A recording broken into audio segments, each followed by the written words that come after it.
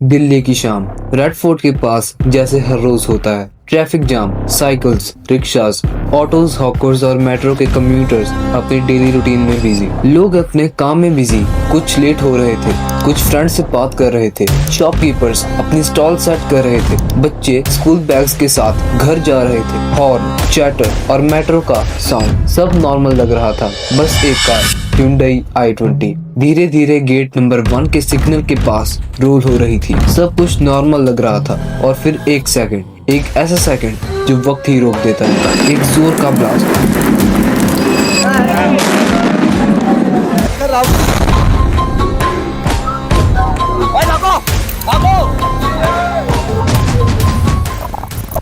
आग आसपास फैल गई, स्मोक ऊपर उठने लगा। नियर बाय कार्स, रिक्शास सब जल गए। लोग चीखने चिल्लाने लगे, चारों तरफ पैनिक फैल गया। लोग अपनी जान बचाने के लिए भाग रहे थे, कुछ लोग दूसरों की हेल्प कर रहे थे और कोई शॉक में फ्रीज हो गया था। इमरजेंसी सर्विसेज तुरंत सीन पर पहुंचे। फायर फाइटर्स फायर कंट्रोल कर रहे थे, एम्बुलेंसेज इंजर्ड को लेके जा रही थी, पुलिस एरिया कॉर्डन कर रही थी और साथ ही साथ सीसीटीवी फुटेज रिकॉर्ड हो रही थी। वो शाम सिर्फ एक एक्सप्लोजन नहीं, दिल्ली का दिल दहल गया और लोग एक शॉक वेव के बीच खड़े थे। हर एक के फेस पे कंफ्यूजन।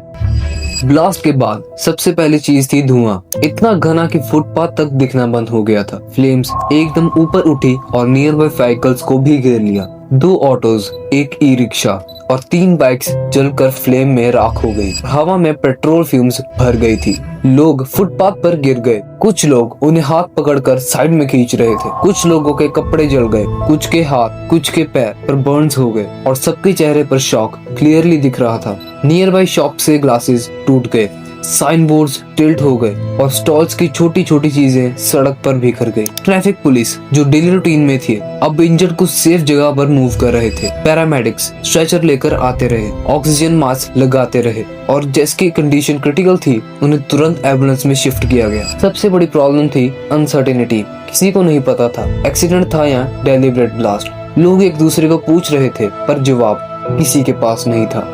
अब चलते हैं एग्जैक्ट टाइमलाइन पर। 6:43 PM Hyundai i20 पहली बार रेड फोर्ट के एरिया में एंटर करती है, नॉर्मल ट्रैफिक के साथ स्लो मूव करती हुई। 6:48 PM कार गेट नंबर 1 के सिग्नल पर रुकती है, इंजन ऑन, इंडिकेटर्स ऑफ। कोई अनयूजुअल एक्टिविटी कैमरे में नहीं दिख रही थी। 6:50 PM क्राउड थोड़ा डेंस होता जा रहा था। ऑटोज, बाइक्स, हॉकर्स सब रूटीन फ्लो में। कार अपनी लेन में स्टिल खड़ी थी। उसके 30 सेकंड्स बाद ही एक सडन फ्लैश, फिर ब्लास्ट।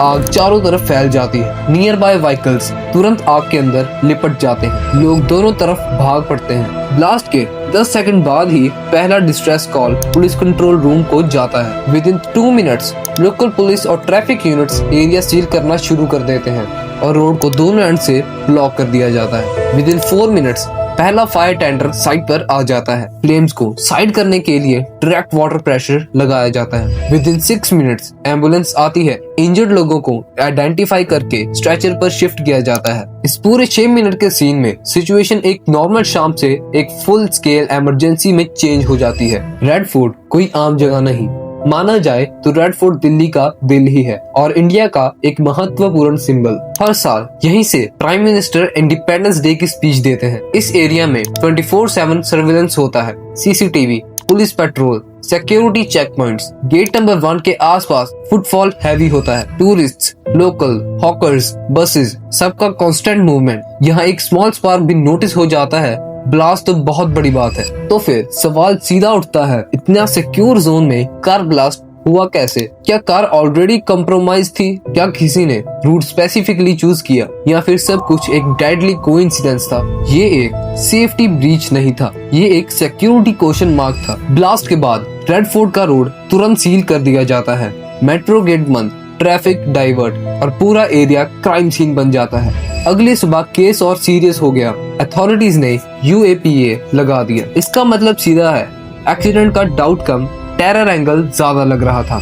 NIA स्पेशल सेल और बॉम्ब डाटा सेंटर ने साइट का माइक्रोस्कोपिक इंस्पेक्शन स्टार्ट कर दिया। वो मेटल फोल्ड्स, बर्न मार्क्स और ब्लास्ट के डायरेक्शन को डिकोड कर रहे थे। पैटर्न से ही पता चलता है ब्लास्ट कार के अंदर हुआ या नीचे हुआ। सीसीटीवी सबसे क्रूशियल था। ओल्ड दिल्ली में 7 किलोमीटर रेडियस की फुटेज सीज हो गई। टीम चेक कर रही थी कि कार कहां से आई और कहां रुकी, कितनी देर किस सिग्नल पर, और क्या कोई अननोन पर्सन कार के आसपास था। कार की चेसिस नंबर बच गया था, उससे ओनर ट्रेस हो गया। अब सवाल सीधा ड्राइवर पे था, वो कौन था और ब्लास्ट से पहले कार कंप्लीटली नॉर्मल क्यों थी। Forensic labs, fuel tank, residue, wire fragments, सब कुछ टेस्ट किया गया। अगर डिवाइस यूज हुआ होगा तो केमिकल ट्रेस मिलता ही है, और अगर मैकेनिकल फेलियर होता पैटर्न बिल्कुल ही अलग होता। अब इन्वेस्टिगेशन 2 डायरेक्शन में चल रही थी, एक्सीडेंट पॉसिबिलिटी और डेलिब्रेट एक्ट। दोनों के आंसर्स सिर्फ उस जल चुकी i20 में छुपे थे। इन्वेस्टिगेटर्स अब कुछ प्राइमरी थ्योरीज के अराउंड रिवॉल्व कर रहे हैं।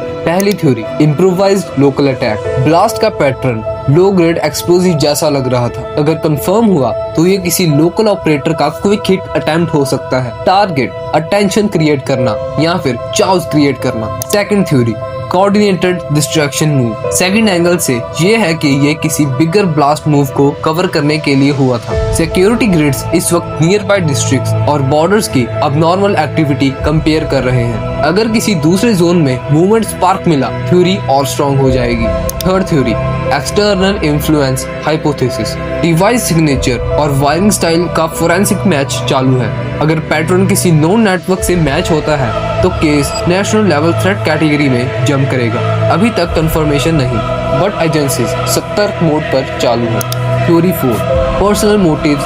कुछ केसेस में अटैकर्स का ऑब्जेक्टिव पॉलिटिकल या आइडियोलॉजिकल नहीं, सिर्फ एक पर्सनल ग्रेवियंस होता है। टर्न्स ब्लास्ट साइट के 3 किलोमीटर रेडियस में रीसेंट डिस्प्यूट्स, थ्रेट्स और कंप्लेंट्स स्कैन कर रही है। फिलहाल कोई थ्योरी रूल आउट नहीं करती। जिस एंगल पे सॉलिड टेक्निकल प्रूफ मिलेगा, स्टोरी वहां फॉरवर्ड होगी। दिल्ली अब स्टडी मोड में नहीं है। पूरी सिटी का security grid alert blue glow में चल रहा है। अगले 48 आवर्स के लिए red fort belt almost semi lockdown feel करेगा। मेट्रो स्टेशन में रैंडम बैग चेक्स बढ़ रहे हैं और CCTV networks full AI scan loop पर चल रहे हैं। फोरेंसिक्स लैब्स ब्लास्ट सेगमेंट्स को डिकोड कर रहे हैं। अगर डिवाइस सिग्नेचर किसी नोन पैटर्न से मैच होता है, दिल्ली पुलिस और NIA दोनों का एक्शन पाथ इंस्टेंटली चेंज होगा। अगर नहीं तो चेज और लॉन्ग और लेड होता जाएगा। Backup teams mobile drums data से साइलेंट डिवाइसेस, बर्नर नंबर्स और last minute SIM wraps trace कर रहे हैं। कुछ भी और स्पाइक मिला, केस एकदम से नैरो हो जाएगा।